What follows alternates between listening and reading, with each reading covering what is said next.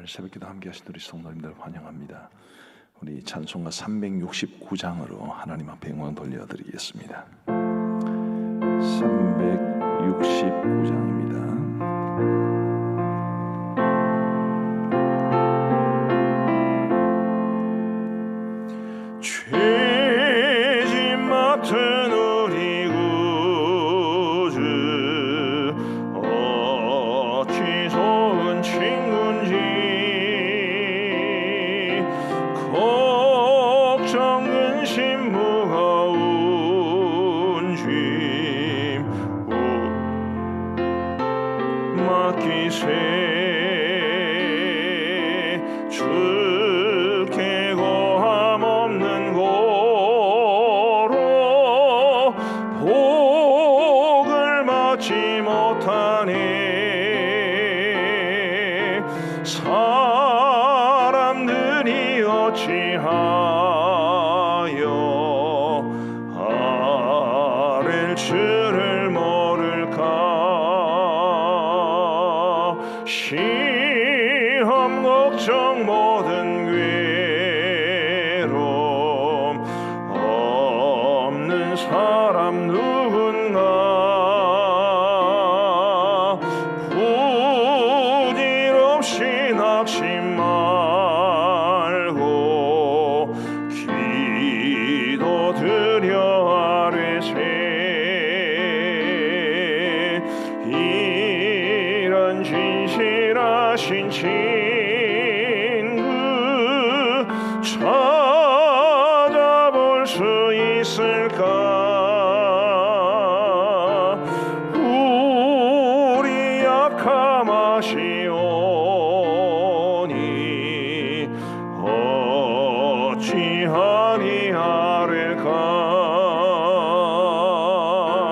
근심 걱정 무거운 짐 아니 진자 누군가. 피란 저는 우리 예수 주께 기도드리세. 세상 친구 멸시하고 너를 조롱하여도 예수 품에 안기어서 참된 위로 받겠네.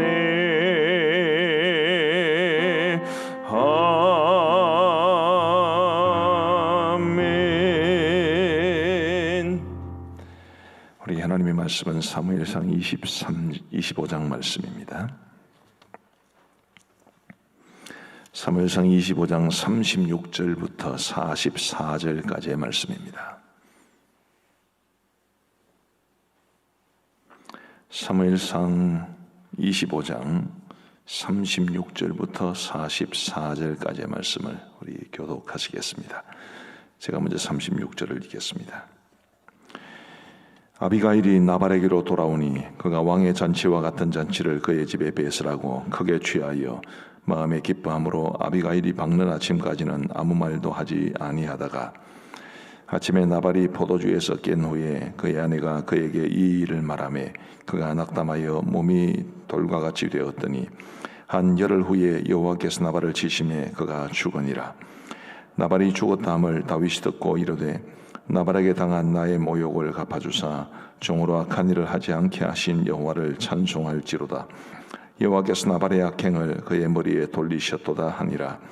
다윗이 아비가일을 자기 아내로 삼으려고 사람을 보내어 그에게 전하게 하매 다윗의 전령들이 갈멜에 가서 아비가일에게 이르러 그에게 말하여 이르되 다윗이 당신을 아내로 삼고자 하여 우리를 당신께 보내더이다 하니 아비가일이 일어나 몸을 굽히 얼굴을 땅에 대고 이르되 내 주의 여종은 내 주의 전령들의 발 씻길 종이니이다 하고 아비가일이 급히 일어나서 나귀를 타고 그를 뒤따르는 처녀 5과 함께 다윗의 전령들을 따라가서 다윗의 아내가 되니라.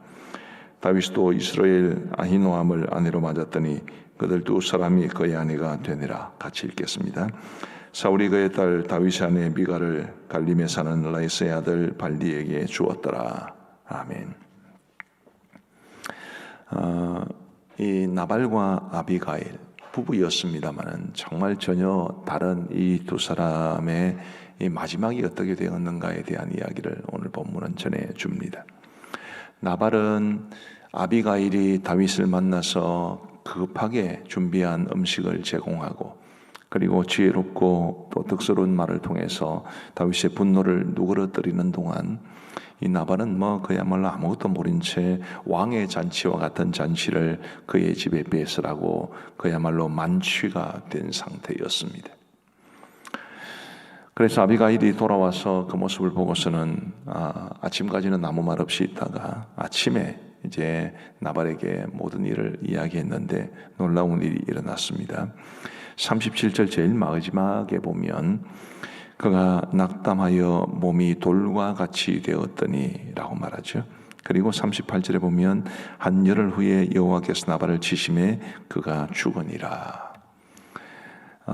갑자기 아비가일의 말을 자초지종을 듣는 순간 그의 몸이 돌과 같이 이제 굳어지고 마비 현상이 온 것 같기도 합니다.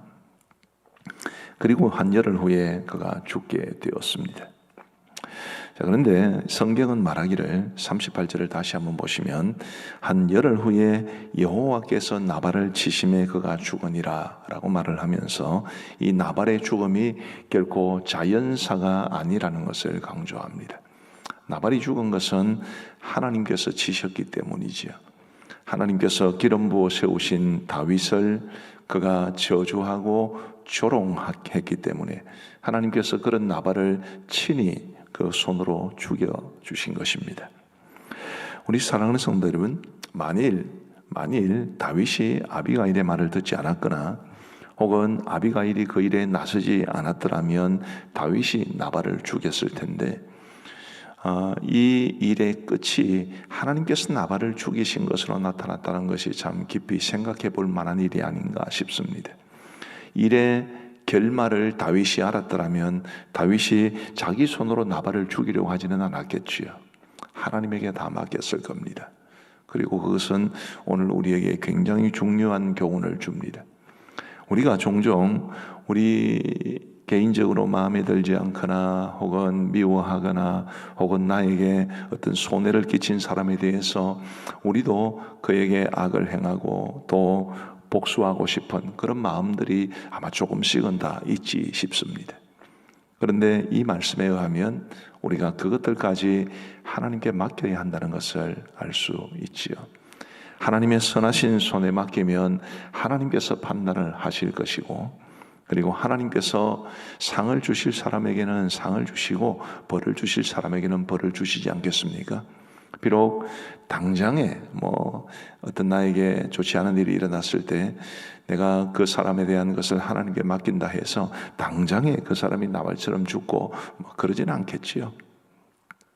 그러나 우리는 하나님을 믿는 사람으로서 하나님께서 살아 역사하신다는 것을 믿어야 하고 그리고 나에게 선을 행한 사람에게나 혹은 나에게 악을 행한 사람에게나 다 그들의 모든 대한 처분을 하나님께 맡기는 것이 좋습니다.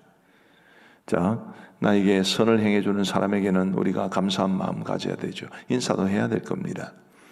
그러나 내가 아무리 인사를 해도 때로는 그분이 나에게 행한 선에 대해서 다 갚을 수는 없고 그래서 하나님에게 그 사람을 축복해 달라고 그 사람에게 복을 달라고 하나님께 맡겨야 하는 것이고 혹은 하나님께서 나에게 악을 행한 사람에 대해서는 하나님께서 그에게 벌을 주시기를 우리가 그렇게 기도해야 되지요. 시편에 보면 저주시라는 게 있습니다. 아주 독한 말로 저주를 하는데 그 사람의 아내는 과부가 되게 하시고 그 사람의 자녀들은 고아가 되어서 자자손손 빌어먹게 하소서 이런 말도 나옵니다. 어떤 사람이 저한테 카톡을 보내서 가족에 대한 자기 부모에 대한 이런 저주 비슷한 이야기를 쏟아 놓길래 왜 부모에 대해서 그렇게 말을 하냐 그랬더니 상황은 이해가 되더라고요. 그런데 그 사람이 하는 말이 성경에도 보면 저주하라는 말이 있지 않냐고, 그래서 그건 그런 뜻이 아니다 제가 이야기를 해 주었는데요. 이 저주시는 이렇게 해석을 하셔야 됩니다. 만약에 어떤 사람이 나에게 내가 억울하게 생각할 만큼 부당한 일을 했다고 쳐봅시다. 그 부당한 일의 정도가 뭐 간단한 일일 수도 있고 뭐 너무너무 심각한 일일 수도 있지 않겠습니까?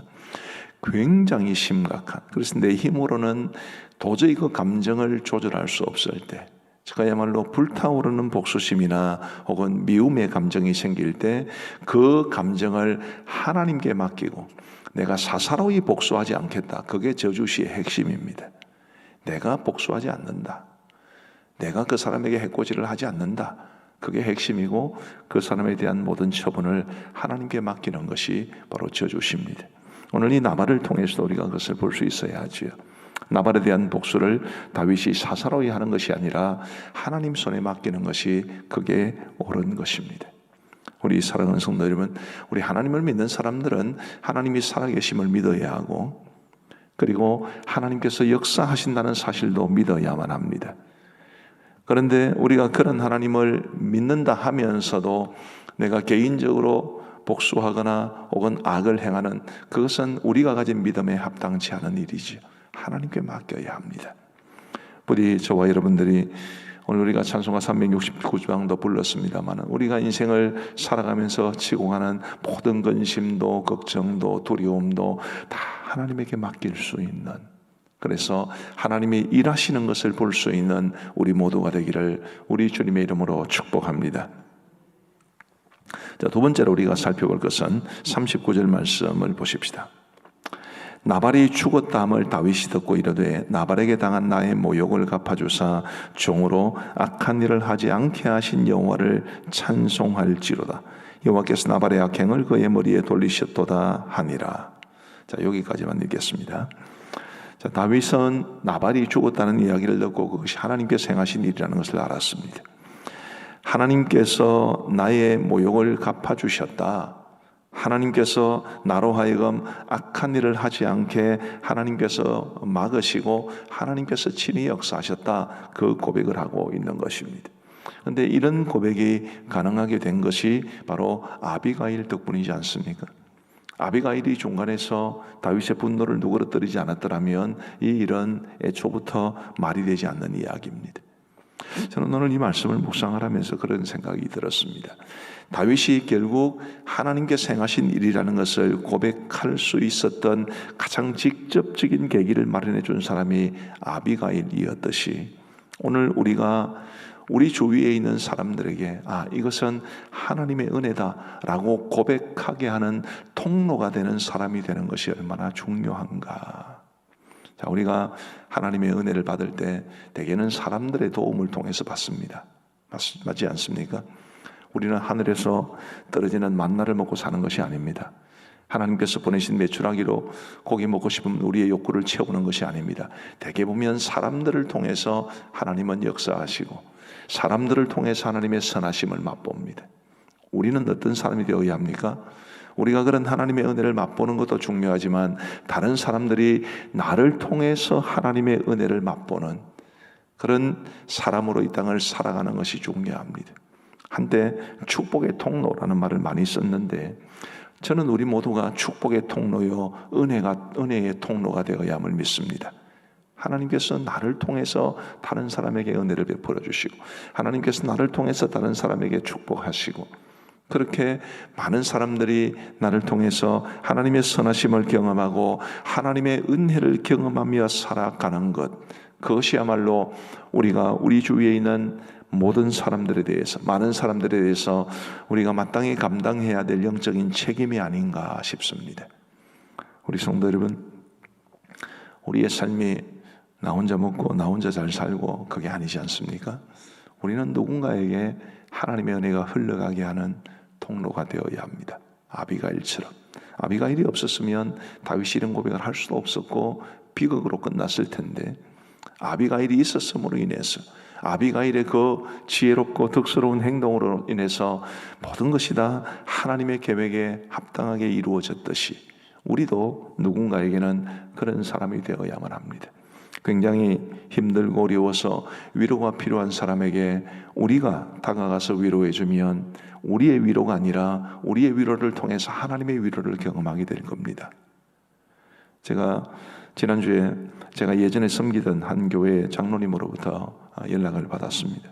목사님, 우리 교회도 뭐 어렵고 힘은 들지만 혹시 목사님이 아시는 교회 중에 정말 힘들고 어려운 교회가 있으면 2교회만 추천해 주시면 우리가 돕겠습니다.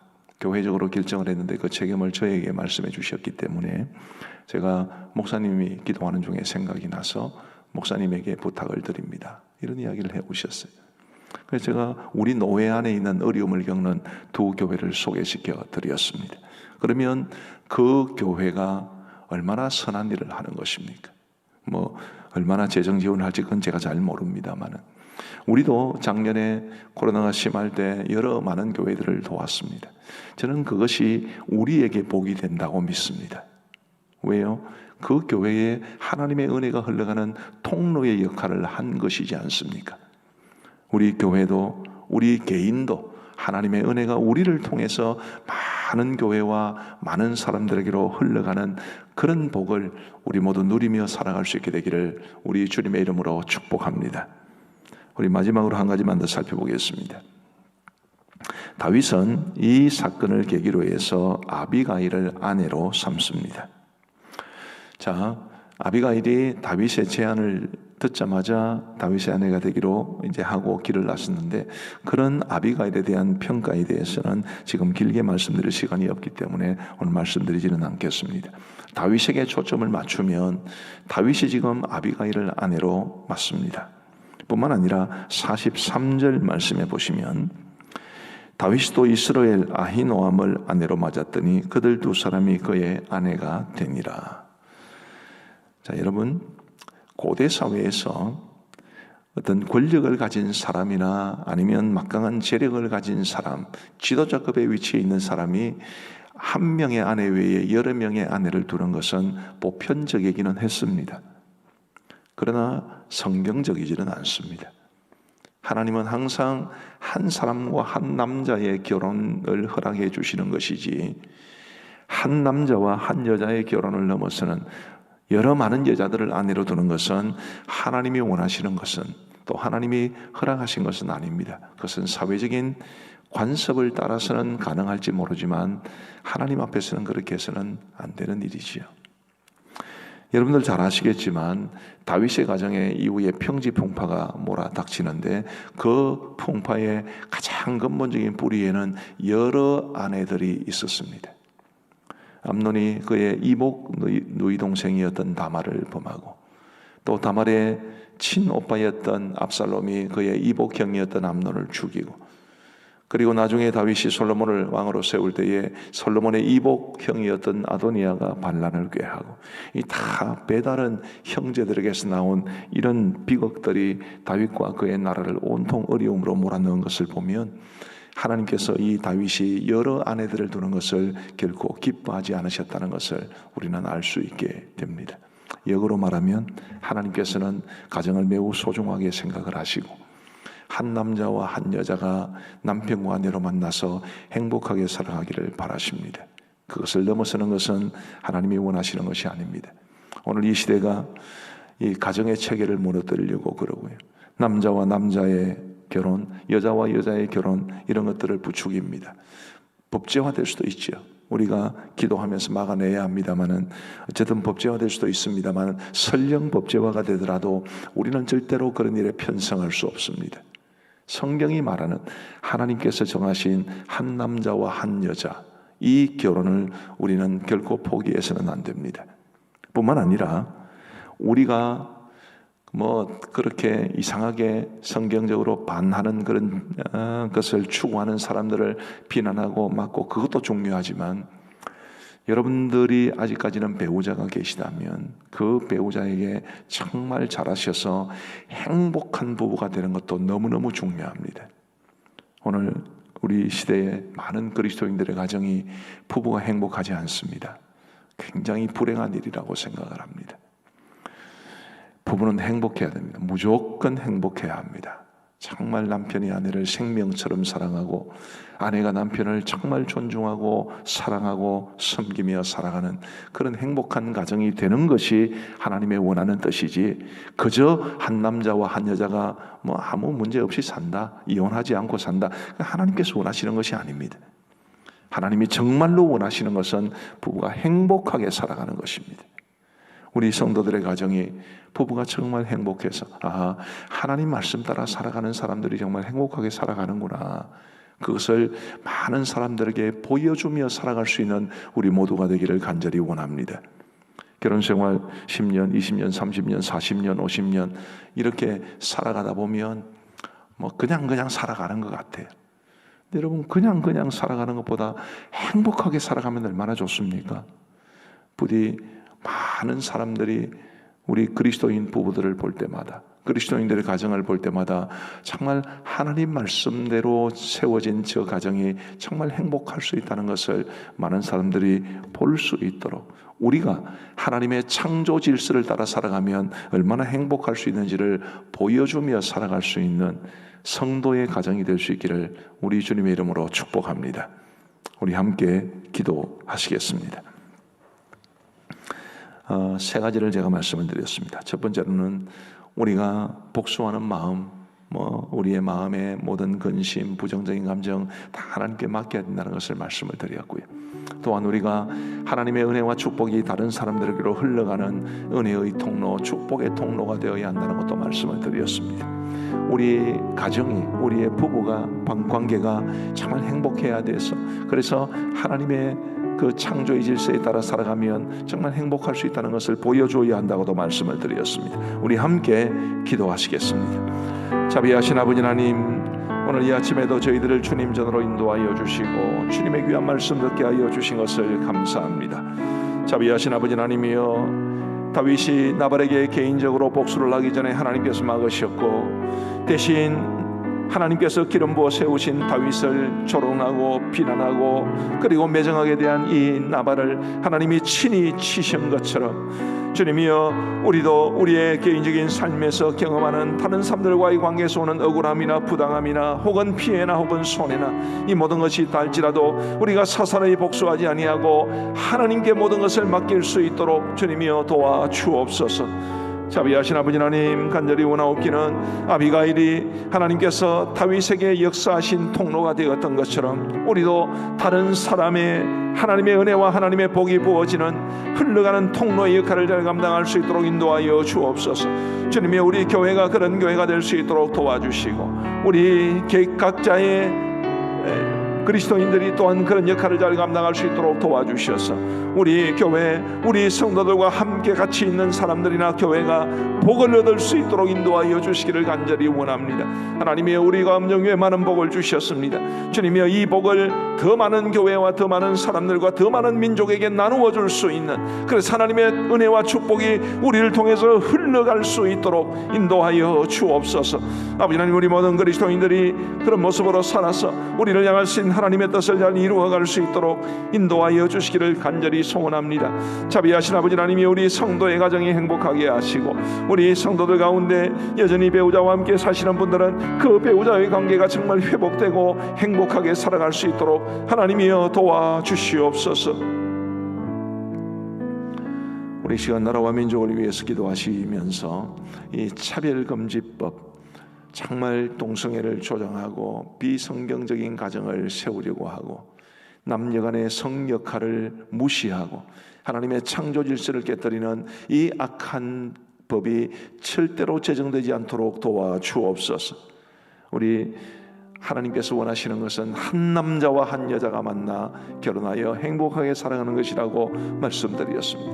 우리 이 시간 하나님, 이 민족이 하나님을 대적하는 쪽으로 흘러가지 않도록 도와주시고 말씀과 창조 질서를 거역하지 아니하도록 도와주옵소서. 우리 함께 간절한 마음으로 기도하시겠습니다. 자비하신 아버지 하나님이여, 간절히 바라옵고 소원하옵기는 이 민족을 불쌍히 여겨 주옵소서.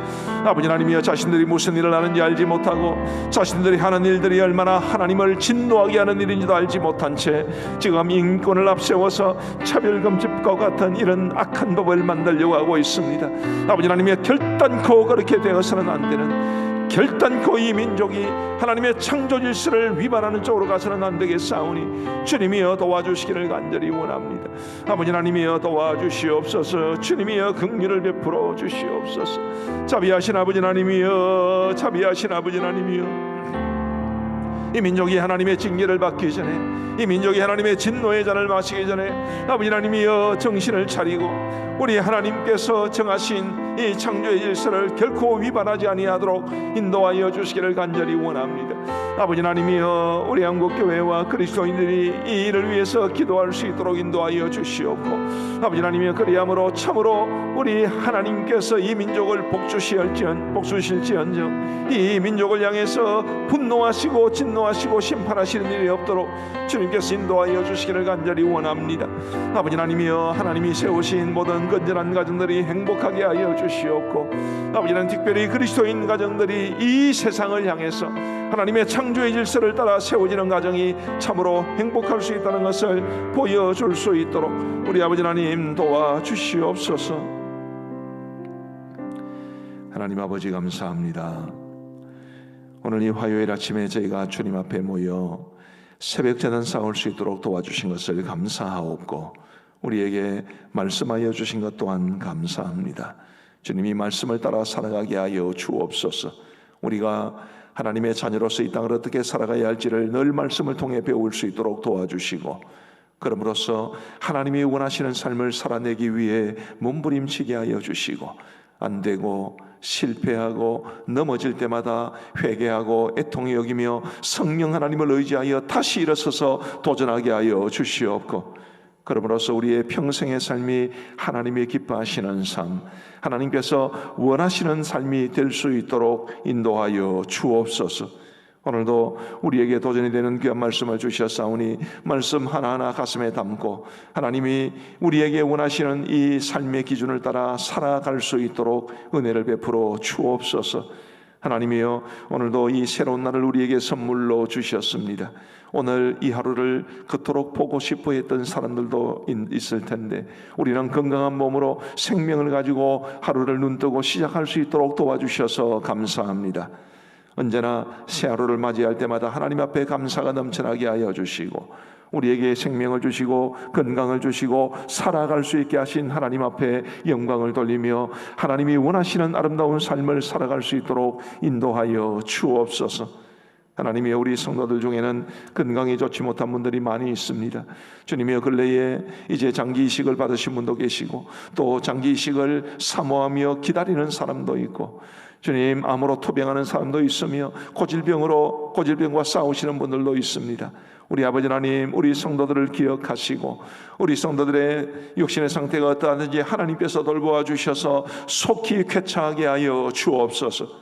정신적인 고통에 시달리는 분들도 계십니다. 우울증이나 공황장애나 혹은 분리불안이나 혹은 대인기피 현상이나 혹은 자존감이 낮거나 혹은 자신감이 떨어졌거나 열등감에 사로잡히거나 이런 모든 정서적 정신적 질환들을 주님께서 치료하여 주셔서 우리 가운데의 모든 성도들이 정말 기쁘고 감사한 마음으로 늘 주의 평강 가운데 살아갈 수 있도록 역사하여 주옵소서. 오늘도 우리 성도들의 생업의 현장에 함께 하시고 우리 성도들의 직장에 복을 내려 주옵시고 우리 성도들의 가정마다 물질의 복을 다하여 주시되 그 물질의 복을 우리가 선히 누리며 살아가면서 또한 동시에 하나님을 위해서 물질을 아름답게 사용할 수 있도록 인도하여 주옵소서. 선교지를 기억하시고 언제나 하나님의 선하신 손길이 선교지와 우리 선교사님들과 우리 현지의 교회들을 꼭 붙잡아 주옵소서. 이제 우리가 개인적으로 기도하겠사오니 하나님께서 함께하여 주시옵고 오늘 화요 중보기도 모임에도 그리고 화요 교리대학에도 함께하여 주옵소서. 감사하오며 우리 구주 예수 그리스도의 이름으로 기도하옵나이다. 아멘. 이제 개인적으로 기도하시겠습니다.